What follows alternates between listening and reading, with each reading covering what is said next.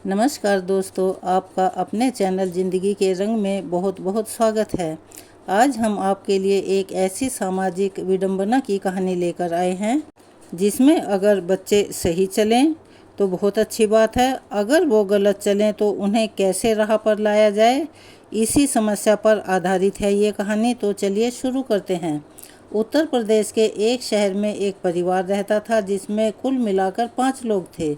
परिवार का मुखिया पेशे से डॉक्टर था। एक डॉक्टर साहब, एक उनका बेटा, बेटे की बहू, एक डॉक्टर साहब की बेटी और डॉक्टर साहब की पत्नी। कुल मिलाकर यही लोग उनके परिवार में थे। डॉक्टर साहब का नाम कमल, उनकी पत्नी का नाम नैना, उनके बेटे का नाम कृष्णा, बहू का नाम राधा और बेटी का नाम रानी था। उनकी बहू राधा और बेटे की शादी को 2 साल हो चुके थे। बेटा भी एक डॉक्टर ही था। दोनों बाप बेटे अपना हॉस्पिटल चलाते थे और दोनों का समय ज़्यादातर घर से बाहर ही बीतता था, तो उन्हें पता ही नहीं लगता था कि घर में उनके पीछे क्या हो रहा है। कमल जी की पत्नी नैना एक पुरानी सोच वाली दकियानूसी लेकिन दिखने में आधुनिक महिला थी, जिनका यह मानना था कि बहू कभी भी बेटी नहीं बन सकती और बहू का फर्ज होता है कि वह ससुराल में सबकी सेवा करे, किसी को भी शिकायत का मौका ना दे। तो वह उनकी बेटी जब तक डॉक्टर साहब घर में रहते तब तक बहू के साथ मिलजुल कर काम करवाती थी, लेकिन उन दोनों के जाते ही माँ और बेटी अपना असली रंग दिखाने लगती थी। फिर बेचारी बहू राधा पर जो हुक्म चलाया जाता था वह तभी खत्म होता था जब तक दोनों बाप बेटे वापस घर आते थे, और फिर वही होता था जो सुबह के समय दोनों करती थी। इससे डॉक्टर साहब को पता ही नहीं लगता था। उन्हें ये पता था कि मेरे घर में तो सब बहुत अच्छे से चल रहा है और सब मिलजुल कर एक साथ रहते हैं, पर पता नहीं क्यों कृष्ण को ये सब अच्छा नहीं लगता था। राधा हर समय उदास और दुखी, थकी थकी सी रहती थी। जब वह उससे पूछता तो वह कह देती कि कुछ नहीं, मैं बिल्कुल ठीक हूँ, जबकि सच तो यह था कि उसे आराम करने तक की फुर्सत नहीं मिलती थी। अगर घर में अधिक काम नहीं होता तो उसे उन कामों में उलझा कर रखा जाता था जो कि किसी भी काम के नहीं थे, जिन्हें बेगार कहा जाता है। धीरे धीरे ऐसे ही समय बीत रहा था और डॉक्टर साहब ने अपनी बेटी रानी के लिए लड़का देखना शुरू कर दिया। नैना ने भी कई रिश्ते इसीलिए मना कर दिए क्योंकि वहाँ पर परिवार संयुक्त था और उनके परिवार में बहुत लोग थे, लेकिन एक परिवार नैना को अच्छा लगा जिसमें सिर्फ एक लड़का और एक उसकी बहन थी जिसकी शादी हो चुकी थी। तो उस परिवार में अब सिर्फ 3 सदस्य बचे थे, माता पिता और उनका बेटा। और बेटा एक सरकारी पद पर नियुक्त था और उसका जगह जगह तबादला होता रहता था। नैना ने सोचा कि बेटी अकेली रहेगी और राज करेगी, ज़्यादा काम भी नहीं करना पड़ेगा। यही सोचकर नैना और रानी ने शादी के लिए हाँ कर दी। ठीक समय पर रमन के परिवार वाले रानी को देखने आए। तब नैना जी तो उनके सामने बैठी हुई अपनी बेटी की तारीफों के पुल बांध रही थी कि देखिए, मेरी बेटी ने यह सब कढ़ाई बुनाई की है और यह घर जो सजाया गया है यह भी रानी ने ही सजाया है, और यह जो खाने के लिए रसम लाई है यह भी उसी ने बनाई है। यह सब सुनकर रमन की मम्मी को लगा कि वाकई लड़की तो बहुत होशियार है, लेकिन सच तो यह था कि सब कुछ उनकी बहू राधा ने बनाया था। खैर, रमन के परिवार वालों ने रिश्ते के लिए हाँ कर दी और रानी को अंगूठी पहनाकर सगाई की रस्म पूरी करके वे लोग वापस घर चले गए और यह कहकर गए कि पंडित जी से पूछकर हम शादी की तारीख बता देंगे। जल्दी ही शादी की तारीख भी निकल आई, जो 2 महीने के बाद की थी। जब रानी को थोड़ी चिंता होने लगी कि शादी के बाद क्या होगा, ऐसा होगा उसका नया ससुराल, क्योंकि उसे तो कुछ भी बनाना नहीं आता, कुछ काम भी करना नहीं आता, वो सिर्फ चाय बना सकती है। अब वह राधा से बोली कि भाभी, आप मुझे किचन का सारा काम सिखा दो। तभी नैना वहाँ आई और बोली, बेटा तू क्यों परेशान होती है, तू घर के काम करने के लिए थोड़ी ना बनी है, तू तो सिर्फ राज करने के लिए बनी है। मेरी बेटी तो लाखों करोड़ों में एक है, यह सब काम तुझे सीखने की कोई ज़रूरत नहीं है। रानी बोली कि मम्मी, अगर मेरी सास ने मुझे काम करने के लिए बोला तो मैं क्या करूँगी। तब तपाक से नैना ने उत्तर दिया कि बेटी, तुझे खीर और हलवा तो बनाना आता ही है। रानी बोली कि हाँ, तो बस ठीक है, अपनी पहली रसोई में तू यही चीज़ें बना देना। फिर तो रमन के साथ दूसरे शहर चली जाएगी, तब अपनी मर्जी चलाना और पति को काबू में रखना। अब तो नैना जी जब देखो तब रानी को किसी भी तरह रमन को अपने बस में रखना है, कैसे उससे जिद करनी है, कैसे अपनी बातें मनवानी है, यही उल्टी सीधी बातें सिखाती रहती। राधा यह सब सुनती तो उसे बड़ा दुख होता कि यह तो रानी का घर बसने से पहले ही तुड़वा रही हैं। पर वह हमेशा चुप ही रहती थी, कभी भी कुछ नहीं कहती थी, क्योंकि उसे चुप रहना ही ज़्यादा उचित लगता था। जल्दी ही रानी की शादी का दिन भी आ गया और वह दुल्हन बनकर अपने ससुराल में चली गई। वहाँ उसका खूब स्वागत हुआ, सबने ढेर सारा प्यार दिया। यह देखकर रानी को लगने लगा कि मम्मी सही कहती थी। सभी रस्मों के बाद जब रानी को उसकी ननद उसके कमरे में छोड़ने गई तो उसने देखा कि कमरा तो बहुत अच्छा सजा हुआ है। अभी वह कमरे की सजावट देख ही रही थी कि तभी कमरे में रमन आ गया और रानी के पास आकर बोला। रानी ने एक गहरी सांस ली। रानी, मैं अपने परिवार से बहुत प्यार करता हूँ और उनका सम्मान भी करता हूँ, इसीलिए मैं चाहता हूँ कि तुम भी मेरे परिवार वालों को दिल से अपना लो और उनके दिलों में अपनी जगह बनाओ। रानी बोली, मैं कोशिश करूँगी, आपको कभी शिकायत का मौका नहीं मिलेगा। यह सुनकर रमन बहुत खुश हुआ और जब अगली सुबह रानी की आंख खुली तो सुबह के 5 बजे का वक्त हो रहा था। आज उसकी ज़िंदगी की नई शुरुआत थी। तभी उसे याद आया कि मम्मी की बात याद करके वह सुबह जल्दी उठी, नहा धोकर नीचे गई, अपनी सासू माँ के पास गई और उनके पैर छूकर आशीर्वाद लिया। रमन की मम्मी ने उसे बहुत आशीर्वाद दिए और कहा कि आज तुम्हारी पहली रसोई है तो तुम सबके लिए खाना बनाना है तुम्हें। रानी चौंक गई पर खुद को संभालती हुई बोली, मम्मी जी आप बता दीजिए खाने में क्या बनेगा तो मैं तैयारी कर लेती हूँ। तब मम्मी जी बोली, छोले तो रात में ही भिगो दिए थे, तो तुम ऐसा करो कि छोले पुलाव, कचौरी, मिक्स सब्जी, बूंदी का रायता, सलाद और खीर बना लेना। रानी खुश होकर बोली, ठीक है मम्मी जी। थोड़ी देर बाद उसकी ननद आई और बोली कि भाभी, मम्मी ने कहा है कि मैं आपकी कुछ मदद कर दूं और यह बता दूं कि कौन सा सामान कहाँ रखा है।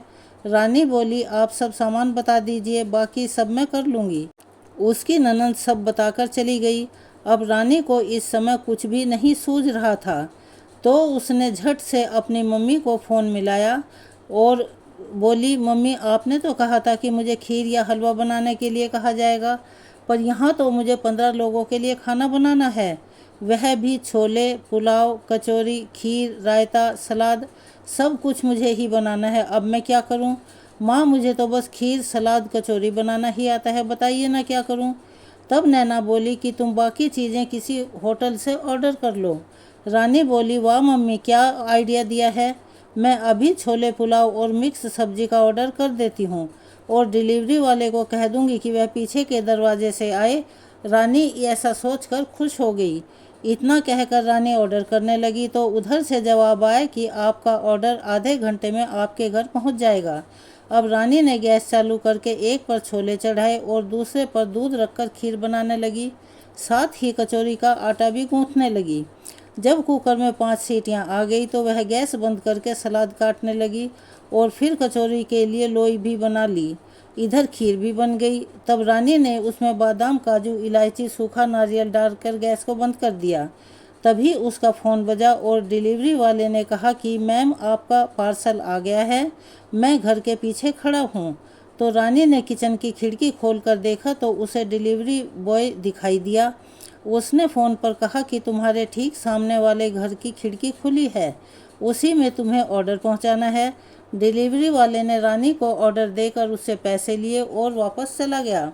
इधर रानी ने जल्दी से पैकेट खोलकर सारा खाना बड़े बर्तनों में पलटकर इस तरह से सजा दिया कि जैसे सब कुछ उसी ने पकाकर तैयार किया है और पक कर तैयार हो गया है। अब रानी ने सारे पैकेट को एक पॉलीथीन में रखकर किचन में ही छिपा दिया और कचौरी तलने की तैयारी शुरू कर दी। रानी कचौरी बनाने की तैयारी कर रही थी कि तभी मम्मी जी और उसकी ननद किचन में आए और चारों तरफ नज़र घुमाकर देखने लगी कि सारा खाना तो तैयार है और कचौरी बनने लगी हैं। तो उन्होंने अपनी बेटी से कहा कि चलो बेटी, तुम खाना टेबल पर लगवा दो और सबको खाने के लिए बुला लो, और बेटा तुम कचौरी तलना शुरू करो। जल्दी ही सब लोग खाना खाने बैठ गए और खाने लगे। सब रानी के खाने की तारीफ़ कर रहे थे। नई बहू को नेक दिया गया और साथ ही ढेरों आशीर्वाद भी। उधर रानी अपनी चतुराई पर बहुत ही खुश थी। अपने कमरे में जाकर उसने अपनी माँ को दोबारा फ़ोन करके सारे दिन की जो भी घटना घटी थी उनकी जानकारी देनी शुरू की और ऐसे ही समय निकलता गया। अब रानी की शादी को 1 महीना हो चुका था। रानी अपनी चतुराई से बहुत खुश थी। सभी मेहमान भी जा चुके थे।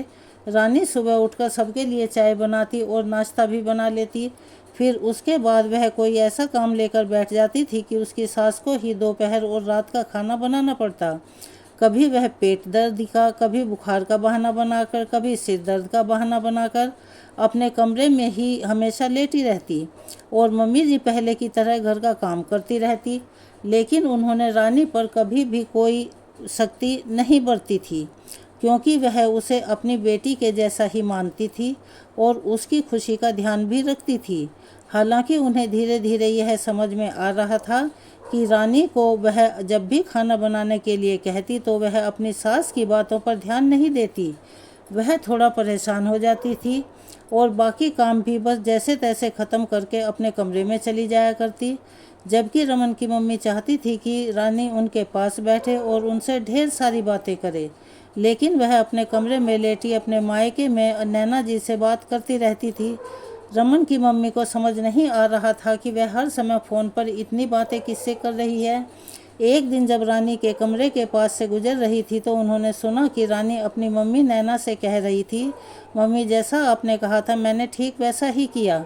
मैंने रमन से कहा था कि वह अपना ट्रांसफ़र किसी दूसरे शहर में करवा ले, पर आप जानती हैं ना मम्मी, वह नहीं माने और बोले कि अगर हम चले जाएंगे तो मम्मी पापा अकेले रह जाएंगे। यह सुनकर मैंने भी अपना व्यवहार मम्मी पापा के लिए रूखा कर लिया, पर वह तो बहुत अच्छी हैं, मेरी किसी भी गलती या बात का बुरा नहीं मानती और मुझे उनके साथ ऐसा करना अच्छा नहीं लगता। रमन से या पापा जी से कभी मेरी शिकायत भी नहीं करती हैं, जैसे कि आप हमेशा भाभी की करती रहती हो भैया से। जब तक रमन और पापा जी घर में रहते हैं तब तक काम करती हूँ और उसके बाद सब कुछ वैसे ही छोड़कर सीधे अपने कमरे में चली जाती हूँ। हाँ हाँ मम्मी, मैं उनके पास नहीं बैठती और ना ही बात करती हूँ, वह अकेली ही सारे घर का काम करती रहती हैं। बिना कुछ शिकायत किए मैं रमन के वापस लौटने से थोड़ी देर पहले नीचे जाकर काम करने और थकने का नाटक करने लगती हूँ, ताकि रमन को लगे कि मैं घर का सारा काम करती हूँ। यह सुनकर मम्मी जी की समझ में आ गया और वह जान गई कि रानी यह सब अपनी माँ के कहने में आकर कर रही है, लेकिन उन्होंने किसी से कुछ भी नहीं कहा।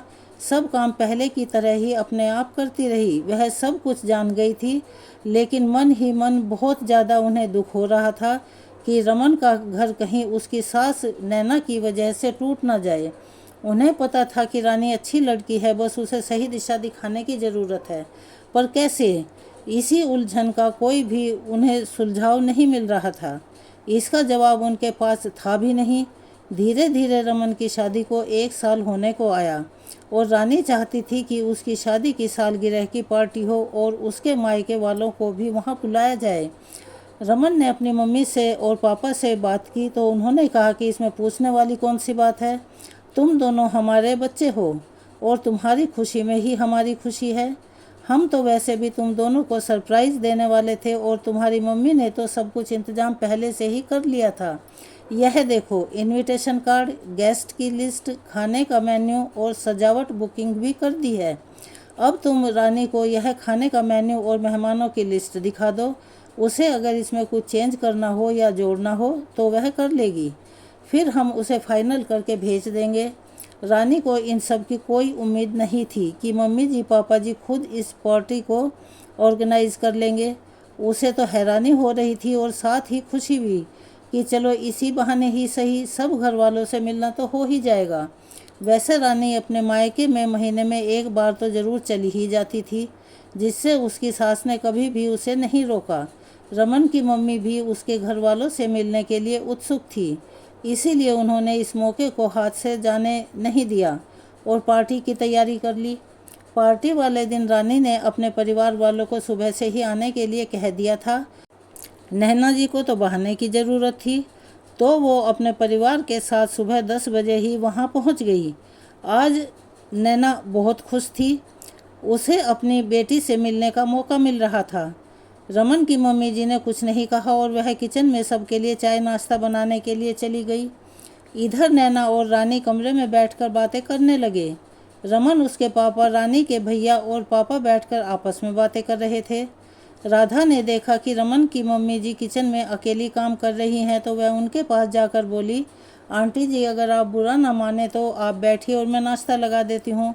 रमन की मम्मी को राधा की बात सुनकर बहुत अच्छा लगा और वह वहीं कुर्सी पर बैठ गई और राधा को काम करते हुए देखने लगी कि कितनी कुशलता से वह सब काम कर रही थी। उसके काम करने में फुर्ती भी बहुत थी और काम करने के साथ साथ वह किचन का बिखरा हुआ सारा सामान भी सहेज कर रख रही थी। लेकिन रमन की मम्मी वहीं बैठी हुई बहुत देर से यह देखकर सोचे जा रही थी कि राधा कुछ उदास सी थी। उन्होंने राधा से पूछा, राधा बिटिया एक बात बताओ, क्या तुम्हारी सासू माँ घर में कुछ काम नहीं करती या तुम ही सारा घर का काम करती हो? तो राधा ने एकदम से घबरा गई और चौंकते हुए बोली, नहीं नहीं, ऐसी कोई बात नहीं है आंटी जी, मम्मी जी और मैं मिलकर घर का सारा काम करती हैं। लेकिन आप यह सब क्यों पूछ रही हैं? तो रमन की मम्मी बोली, क्योंकि रानी तो हर समय सुबह से शाम तक बस अपनी मम्मी से ही बात करने में लगी रहती है। क्या इस बात की जानकारी तुम्हें नहीं है? इसके पास मुझसे बात करने का भी समय नहीं रहता और ना ही घर के काम करने का। मुझे तो आदत है काम करने की, तो मैं ही सारा काम कर लेती हूँ। पर तुझे लगता है कि शादी से पहले भी रानी घर का कोई काम नहीं करती होगी? तभी तो जब भी खाना बनाने का समय होता है वह कोई ना कोई बहाना बनाकर अलग बैठ जाती है और सारा काम मुझे ही करना पड़ता है। और अब तो मैंने भी उससे खाना बनाने के लिए कहना ही बंद कर दिया। रानी अपनी माँ के कहने के अनुसार ही चलती है। जितना काम उसकी मम्मी करने को कहती है उतना ही करती है और अपने कमरे में चुपचाप चली जाती है। राधा को इन सब बातों का पता तो था, लेकिन वह अपने मुंह से अपने घर की कोई भी बुराई नहीं करना चाहती थी, क्योंकि उसके माँ बाप ने उसे ऐसे ही संस्कार दिए थे। बस वह आंसुओं से भरी आंखों से रमन की मम्मी की तरफ देखने लगी। राधा के निराशा भरे चेहरे को देखकर रमन की माँ समझ चुकी थी कि दाल में ज़रूर कुछ काला है और वह बोली, माफ़ करना बेटा, मैं अभी अकेली पड़ गई हूँ जिससे अपने दिल की बात कह रही हूँ। तुम्हारे सामने दिल का हाल रख रही हूँ, पर तुम्हारा भी हाल मेरे जैसा ही है। क्यों ना मैं और तुम मिलकर इस समस्या का समाधान निकालें? राधा ने प्रश्नवाचक दृष्टि से उनकी तरफ देखा। तब वह बोली, इस समस्या का एक ही हल है, जैसे को तैसा। राधा ने आश्चर्य से पूछा, मतलब? मैं कुछ समझी नहीं। आंटी जी, मतलब अब तुम भी अपने पति और ससुर के सामने घर का काम करोगी और उनके घर से जाते ही तुम अपने कमरे में चुपचाप जाकर बैठ जाओगी और फ़ोन मिलाकर मुझसे बात करना शुरू कर देना। और हाँ, एक बात का खास ध्यान रखना, तुम मुझे मम्मी कहकर बुलाना, जिससे नैना जी को लगे कि तुम अपनी मम्मी से बात कर रही हो, और मैं तुम्हें शालिनी कहकर बुलाऊंगी तो रानी को लगे कि मैं अपनी बेटी से बात कर रही हूँ। फिर देखते हैं आगे क्या होता है। इतना कहकर उन्होंने राधा का फ़ोन नंबर ले लिया। राधा रमन की मम्मी से कहती है कि आंटी जी, मैं तो मम्मी जी और दादी जी की बहुत इज्जत करती हूँ, पर आपको पता नहीं है आंटी जी, इन दोनों ने मेरे साथ बहुत गलत व्यवहार किया है, पर मैं रानी दीदी का घर टूटते हुए नहीं देख सकती। वह बात अलग है कि उन्होंने मेरे साथ कभी भी सही बर्ताव नहीं किया। एक बात कह देती हूँ आंटी जी, रानी दीदी तो चाहती थी कि वह घर का काम सीखे, पर मम्मी जी ने उन्हें पता नहीं क्या कहा कि वह उनके कहे के अनुसार काम करने लगी। मैं उनको सुधारने के लिए आपकी बात ज़रूर मानूंगी, चाहे मुझे मम्मी की कितनी भी डांट क्यों ना खानी पड़े। रमन की मम्मी बोली, ठीक है बेटा, अब बाहर चलते हैं और परसों से अपना काम शुरू करते हैं। सब लोगों ने चाय नाश्ता किया और फिर रात की पार्टी अटेंड करके रमन की ससुराल वाले अपने घर चले गए। पार्टी भी बहुत अच्छी रही और सब कुछ अच्छे से निपट गया।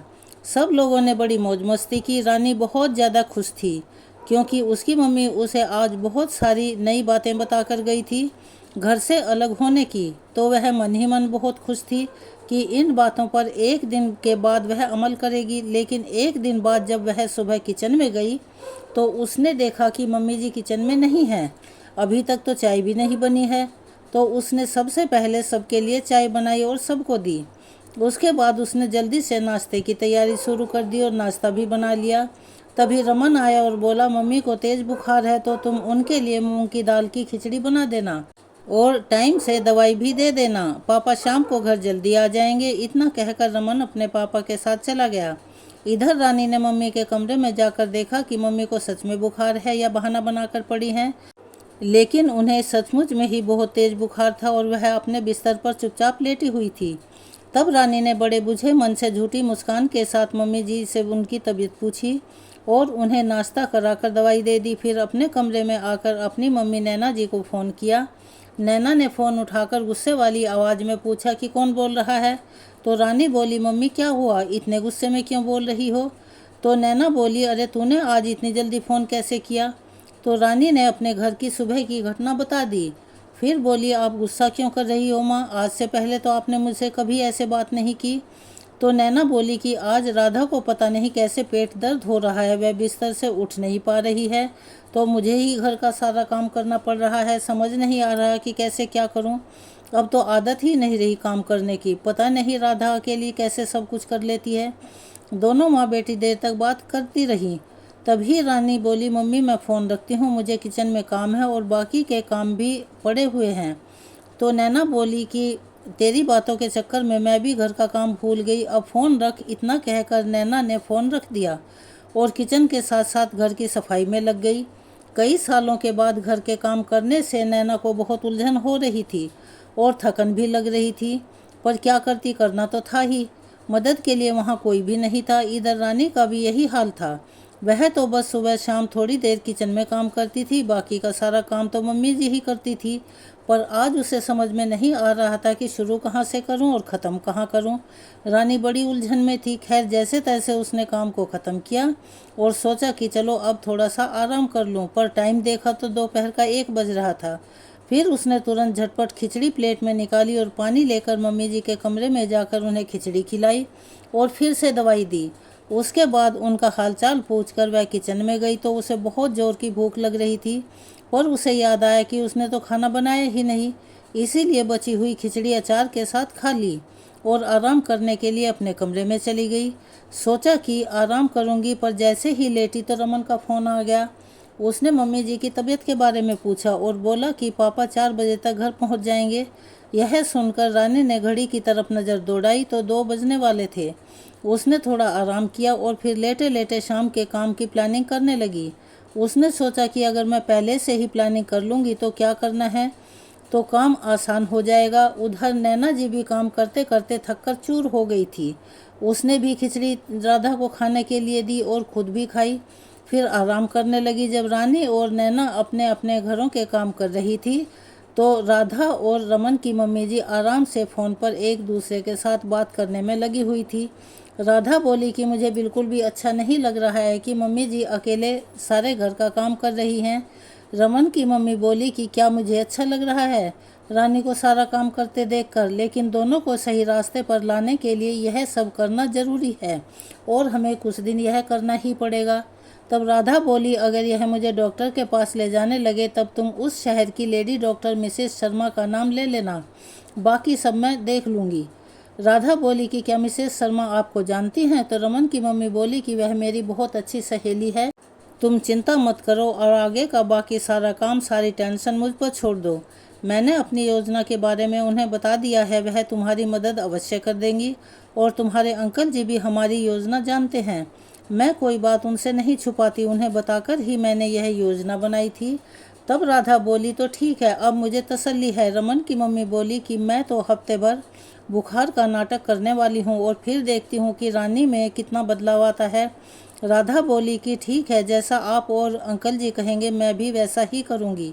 तब रमन की माँ बोली कि तुम अपने पति को सब कुछ क्यों नहीं बता देती। तो राधा बोली, आंटी जी मैं माँ बेटे के बीच में दरार नहीं डालना चाहती, क्योंकि माँ बेटे का रिश्ता बहुत ही प्यारा रिश्ता होता है। अगर उन्हें दीदी और मम्मी की सच्चाई बता दी तो उन्हें बहुत दुख होगा। तब उन्होंने कहा कि तुम किसी तरह से कृष्ण को मेरे पास भेज दो, मैं उसे समझा दूंगी। राधा बोली, ठीक है, अब मैं फ़ोन रखती हूँ। इतना कहकर राधा ने फ़ोन रख दिया। करीब 1 हफ्ता हो गया मम्मी जी का बुखार ठीक ही नहीं हो रहा था।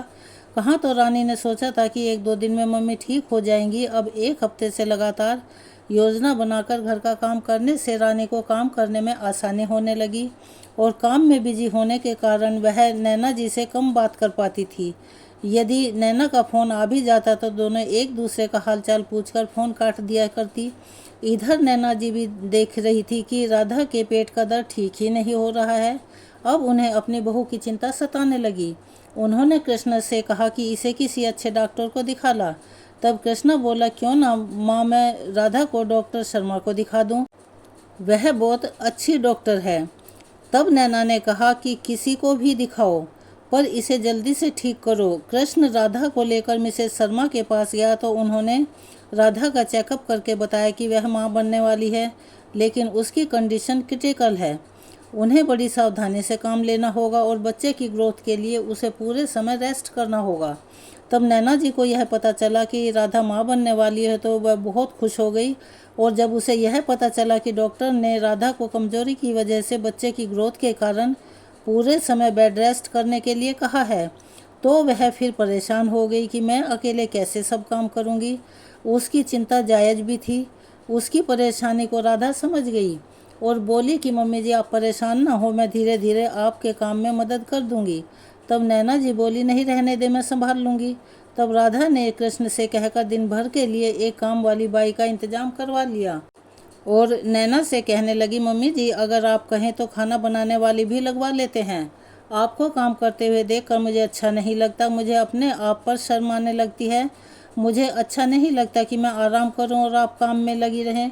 तो नैना जी को राधा के द्वारा अपनी चिंता करते देखकर अच्छा लगा, लेकिन फिर वह बोली, अभी मेरी उम्र ही क्या है, और अगर हाथ पैर ना चलें तो बहुत सारी बीमारियां जकड़ लेती हैं, इसीलिए तुम चिंता मत करो। खाना ही तो बनाना है, वह मैं कर लूँगी। और अब तो ऊपर के कामों के लिए तुम लोगों ने काम वाली बाई भी लगा दी है, तो उससे मुझे बहुत मदद मिल जाएगी। नैना जी अपने कमरे में आकर बेड पर बैठी और सोचने लगी कि देखो, एक यह है जो शादी करके हमारे परिवार को अपना समझकर अपना मानती है, और एक मैं हूँ जिसने इस घर पर ना जाने कितने जुल्म किए हैं। और इस बहू को तो मैंने इतना परेशान किया है, लेकिन इसने कभी भी पलटकर मुझे जवाब तक नहीं दिया और सब कुछ सहती रही। कभी मेरी शिकायत कृष्ण से नहीं की। अगर यह चाहती तो कृष्ण से कहकर अलग हो सकती थी, पर इसने ऐसा नहीं किया। उधर मेरी बेटी रानी है जो जिसने कृष्ण की शादी से पहले भी मेरे साथ घर के किसी काम में हाथ नहीं बटाया। एक बार जब मैं बीमार पड़ी तो कैसे रो रो कर एक समय का खाना बनाती थी, पर गलती तो मेरी ही थी जो मैंने कभी रानी को सख्ती के साथ काम करने को नहीं कहा और ना ही सीखने को कहा। जब वह खुद राधा से खाना बनाना सीखना चाहती थी तो मैंने ही उसे मना कर दिया था। आज नैना को अपनी गलती का एहसास हो रहा था और वह बहुत पछता रही थी। वह तो थोड़ा बहुत काम चलाऊ खाना बनाना जानती है, वरना उसे आता ही क्या है। भगवान जाने, पता नहीं उसकी सास ने उसके साथ एक साल कैसे गुजारा होगा। नैना जी को अब अपनी गलतियों का एहसास धीरे धीरे हो रहा था। मैंने रानी को ससुराल में इस तरह के होने के बजाय अलग होने और सबका दिल जीतने के बजाय रानी को अलग होने, सबको परेशान करने और घर में हमेशा कलह क्लेश करने की सलाह देती रही। आज तो राधा के इस व्यवहार ने मेरी आंखें खोल दी। अब वह अपनी गलती सुधारना चाहती थी। मैं अपनी बेटी को कभी गलत सलाह देकर उसका घर तोड़ने नहीं दूंगी। थोड़ी देर आराम करने के बाद नैना राधा के कमरे में गई और बड़े प्यार से उससे पूछा, बेटा, अगर तुम्हारा कुछ भी खाने का जब भी मन करे तो कहने में झिझकना नहीं। और हाँ, मैं आज तुम्हारे लिए मावे वाली नमकीन और लड्डू बना देती हूँ, मेरी सास ने मुझे सिखाए हैं। जब कृष्ण होने वाला था मेरी सास ने मुझे और भी बहुत कुछ सिखाया था। राधा यह सुनकर हैरान रह गई कि मम्मी जी के व्यवहार को आज क्या हो गया है।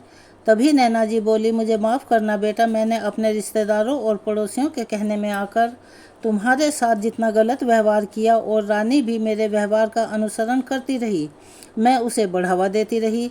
मैंने यह कभी नहीं सोचा कि कल को वह पराए घर जाएगी तो उसे भी मेरी जैसी सास मिल सकती है और उसका बसा बसाया घर उसकी खुद की गलतियों से उजड़ सकता है। अब मुझे बहुत पछतावा हो रहा है कि मैं क्यों रानी के ससुराल में छोटी छोटी बातों में दखल अंदाजी करती रही, उसके घर में दखल देती रही, जबकि मुझे यह सब नहीं करना चाहिए था। बल्कि अगर रानी अपनी ससुराल की समस्या मुझसे कहती तो मुझे उसे घर में एडजस्ट करने के लिए सिखाना चाहिए था, डांट कर बताना चाहिए था, मगर मैंने ऐसा नहीं किया। राधा अपनी सास को प्रायश्चित करते देखकर समझ गई थी कि मम्मी को अपनी गलती का एहसास हो चुका है और अब वह अपनी गलतियों को सुधारना चाहती हैं और बदल भी गई हैं, तो मुझे इन्हें अपनी योजना बता देनी चाहिए। मगर फिर राधा ने सोचा कि पहले आंटी जी की सलाह ले लेना उचित है। तब राधा ने बड़े प्यार से कहा, मम्मी जी मुझे चाय और पकौड़ी खाने हैं। तो नैना जी बोली, अच्छा ठीक है, मैं अभी बना कर लाती हूँ। इतना कहकर नैना किचन में चली गई और इधर राधा ने फौरन आंटी जी को फ़ोन किया और पिछले 2 दिन की सारी बातें बता दी। तब रानी की सास बोली कि राधा, पहली बात तो तुम माँ नहीं बनने वाली हो। मैंने ही अपनी डॉक्टर सहेली को कहा था कि वह ऐसा कहे कि जब राधा आए तो उसे यही बात कहना। तब राधा बोली कि लेकिन आंटी जी वह चेकअप। तब रमन की माँ ने कहा कि वह तो कृष्णा को दिखाने के लिए किया गया था। लेकिन राधा परेशान होकर बोली कि आंटी जी, मैंने जब खुद अपना प्रेगनेंसी टेस्ट किया था, जब आपके यहाँ पार्टी में आई थी, उससे 2 दिन पहले तो टेस्ट पॉजिटिव आया था और कृष्णा को यह खुशखबरी सुनाना चाहती थी, लेकिन हम सब व्यस्त होने के कारण पार्टी में आपके घर गए और फिर वहाँ आपने अपनी योजना बताई, तो मैं इन सब के कारण कृष्णा को बताना भूल गई थी। यह सुनकर रानी की सास बोली कि तुम एक बार फिर से टेस्ट करो। तो राधा बोली कि जब मैं डॉक्टर के यहाँ आई थी तो घर आकर मैंने टेस्ट किया था, तब भी वह पॉजिटिव आया। तो आंटी जी एकदम से खुश हो गई और बोली, यह तो बहुत अच्छी खबर है। लेकिन राधा, एक बात तो है कि तुम्हारी सास को अब अपनी गलती का पछतावा सच में हो रहा है। मुझे ऐसा लगता है कि मुझे अपनी योजना ख़त्म कर देनी चाहिए। तो राधा बोली कि आंटी जी, मम्मी तो अपनी गलती समझ गई और उनका व्यवहार भी मेरे लिए बदल गया है और उनमें धीरे धीरे बदलाव आ रहे हैं। अब वह पहले से खुश रहने लगी हैं, लेकिन अभी दीदी को बदलना ज़रूरी है। तब रानी की सास बोली, अरे मैं तो यह भूल ही गई थी कि मुझे रानी को भी सही रास्ते पर लाना है। अच्छा, तुम अपना ख्याल रखना और एक बार फिर से मेरी डॉक्टर सहेली के पास चली जाना। मैं उससे फ़ोन पर बात कर बता दूंगी और वह तुम्हारा ठीक से चेकअप करेगी। राधा बोली, ठीक है, पर आप मुझसे फ़ोन पर बात ज़रूर करना। इतना कहकर राधा ने फ़ोन रख दिया। उसने सोचा कि जिस दिन रानी दीदी का व्यवहार ठीक हो जाएगा, वह दिन मेरे लिए सबसे बड़ा दिन होगा और मैं इस योजना के बारे में किसी को नहीं बताऊंगी। तब तक नैना चाय और साथ में खट्टी मीठी 2 तरह की चटनी और पकौड़ी बनाकर ले आई। तब राधा और नैना ने पहली बार एक साथ बैठकर चाय पी और पकौड़ियाँ खाई। उधर रानी को घर के काम करते हुए 1 हफ्ता हो गया था और इस बीच उसने माँ को जब भी फ़ोन किया, दोनों ने एक दूसरे का हालचाल बस पूछकर फ़ोन रख दिया। अब दोनों माँ बेटी घर के काम में इतनी बिजी थी कि उन्हें एक दूसरे से बात करने का समय नहीं मिलता था। अब रानी को भी अपना सारा खाली समय बैठना अच्छा नहीं लगता था। उसने अब प्लानिंग बनाकर काम करना सीख लिया था और इस वजह से वह घर का सारा काम बड़ी सरलता से पूरा कर लेती थी और अब उसके पास आराम करने के लिए काफ़ी समय बच जाता था। लेकिन अब उसे ज़्यादा आराम भी अच्छा नहीं लगता था, तो वह मम्मी जी के पास जाकर बैठ जाती और उनकी तबीयत पूछती, फिर उनके साथ बैठकर टीवी देखती। यह देखकर मम्मी जी को भी लगने लगा था कि रानी भी सही रास्ते पर धीरे धीरे आ रही है। एक दिन रानी बोली, मम्मी जी मुझे माफ़ कर दीजिए। फिर रानी की सास बोली, किस लिए बेटा? फिर वह कहती है कि मैंने आपको बहुत परेशान किया है और सबका दिल भी दुखाया है। कभी इस घर को अपना नहीं समझा और हमेशा अपनी मम्मी के कहने के अनुसार आपसे इतना गलत बर्ताव करती रही, लेकिन आपने सब कुछ जानते हुए भी कभी मेरी शिकायत रमन या पापा जी से नहीं की और ना ही मुझे कोई बुरा कहा, ना ही मेरे मायके वालों को भी कभी अपशब्द बोले। इतना ही नहीं, बल्कि जब वह लोग पार्टी में आए थे तो आपने उनकी खातिरदारी मुझे करनी चाहिए थी, लेकिन मैंने जानबूझकर ऐसा नहीं किया क्योंकि मम्मी ने मुझे कहा था कि रानी अपनी सास के सामने बैठकर पहली बार अपने दिल की बात कह रही थी और साथ ही उनसे अपनी गलतियों के लिए माफ़ी भी मांग रही थी। आज रानी की सास का मन शांत था। रमन की मम्मी भी यही तो चाहती थी कि वह सुधर जाए और इस घर को अपना ले, खुशी खुशी अपने घर को संभाले, लेकिन अभी दोनों के बीच माँ बेटी और दोस्ती का रिश्ता बनना बाकी था। इसीलिए रमन की मम्मी ने रागिनी को समझाया कि देखो बेटा, मैंने तो तुम्हें जब पहली बार देखा था और अपने बेटे के लिए पसंद किया था, उसी दिन से मैंने तुम्हें अपनी बेटी मान लिया था। और एक माँ अपनी बेटी से कभी नाराज़ नहीं होती और गलती होने पर भी उसे समझाती है, ना कि उसको मारती है या डांटती है। लेकिन आज मैं बहुत खुश हूँ कि आज तुम्हें अपनी गलती का एहसास हो गया। पर तुम मुझसे एक वादा करो। रानी बोली। वो क्या मम्मी जी? तो मम्मी जी बोली कि अगर तुम्हें इस घर में कोई परेशानी हो तो तुम सबसे पहले मुझसे कहोगी। हम घर की बात घर में ही वापस से सुलझा लेंगे। रानी बोली, मम्मी जी क्या आपने मुझे माफ़ कर दिया है? मम्मी जी बोली कि जब तुमने कोई गलती ही नहीं की तो माफ़ी किस बात की। हाँ, इतना ज़रूर कहूँगी, शादी के बाद लड़कियों को ससुराल में एडजस्ट करने में थोड़ी परेशानी तो होती है। अगर लड़की समझदार हो और उसके संस्कार अच्छे हों तो ससुराल के सदस्यों के साथ मिलकर वह अपनी समस्या को सुलझा लेती है। लेकिन अगर लड़की नादान हो और उसके घर वालों की संस्कार खराब हों तो वह ससुराल की हर बात को अपने मायके और मम्मी से शेयर करती है और अपने घर की छोटी से छोटी बात अपनी माँ को बताती है, जो कि कभी भी फ़ायदेमंद नहीं होता। अगर उसकी मम्मी समझदार है तो वह सही सलाह देगी। वह कहेगी कि बेटी अब वही घर तुम्हारा है और वही लोग तुम्हारे हैं। तुम्हें अपनी समस्या आपस में मिलकर सुलझाना चाहिए। अगर लड़की की मम्मी गलत सलाह दी और लड़की उन सलाह पर अमल करती है तो यह दिन दूर नहीं होता जब लड़की का बसा हुआ घर टूट जाता है। बेटी समझदार को इशारा ही काफ़ी है, इसीलिए कभी भी मायके वालों को लड़के के घर में अनावश्यक दखल नहीं देना चाहिए। रानी की समझ में सारी बात आ गई और फिर बातें करते करते कब शाम हो गई दोनों को पता ही नहीं चला। रानी उठी और बोली, मम्मी जी क्या आप चाय के साथ कुछ चटपटा खाना चाहेंगी? तो मम्मी जी बोली, हाँ, पर क्या बनाओगी? तो रानी बोली, आलू की पकौड़ी। तो मम्मी जी बोली कि ऐसा करो, अब तुम्हारे पापा जी और रमन भी ऑफिस से आने वाले होंगे तो सबके लिए चाय और पकौड़े बना लो। रानी ने खुशी से हाँ में सिर हिलाया और किचन में चली गई। और रमन की मम्मी भी सोचने लगी कि रानी इतनी भी बुरी नहीं है, बस थोड़ा सा उसमें बचपना है, जल्दी ही सबकी बातों में आ जाती है, अपना फैसला खुद नहीं ले पाती, बस इसकी इसी कमी को मुझे दूर करना है और अब मुझे अपनी बीमारी का नाटक भी ख़त्म करना होगा। रानी की सास ने जिस मकसद से योजना बनाई थी वह आज कामयाब हो चुकी थी। फिर दोनों सास बहू मिलकर घर का सारा काम फटाफट निपटाकर मम्मी जी कभी रानी को बाजार, कभी मूवी देखने, तो कभी घर पर ही नई नई डिशेज बनाकर खिलाती थी और घर की और भी कई ज़रूरी बातें सिखाती थी। देखते ही देखते रानी बिल्कुल ही बदल गई थी। अब वह एक शालीन, संस्कारी, जिम्मेदार बहू बन गई थी और अब रानी नैना जी को फ़ोन पर कभी कभी ही बात करती थी। इधर नैना भी रानी को जब फ़ोन करती तो कभी भी गलत सलाह नहीं देती थी, बल्कि उससे कहती कि ससुराल में सबका दिल जीतना और सबको खुश रखना। इधर राधा ने एक दिन नैना से कहा, मम्मी अब मुझे बिस्तर पर आराम करते हुए 15 दिन से ऊपर हो गए हैं। मैं सोच रही हूँ कि एक बार फिर से आपके साथ डॉक्टर को दिखाऊं ताकि वह मुझे बच्चे की प्रोग्रेस के बारे में ठीक ठीक बता सकें। नैना को बड़ा अच्छा लगा कि राधा को अपने बच्चे की कितनी परवाह है।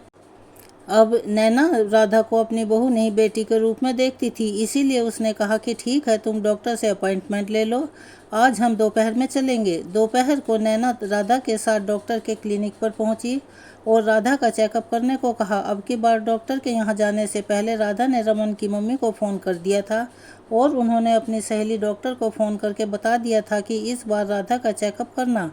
जब डॉक्टर ने राधा का चेकअप किया तो वह सच में प्रेग्नेंट थी, वह माँ बनने वाली थी। डॉक्टर ने नैना को बधाई देते हुए कहा कि आप दादी बनने वाली हैं, लेकिन आपको राधा का बहुत ध्यान रखना होगा क्योंकि राधा और इसका होने वाला बच्चा बहुत कमज़ोर है, इसीलिए आप राधा के खाने पीने का ध्यान अच्छे से रखना।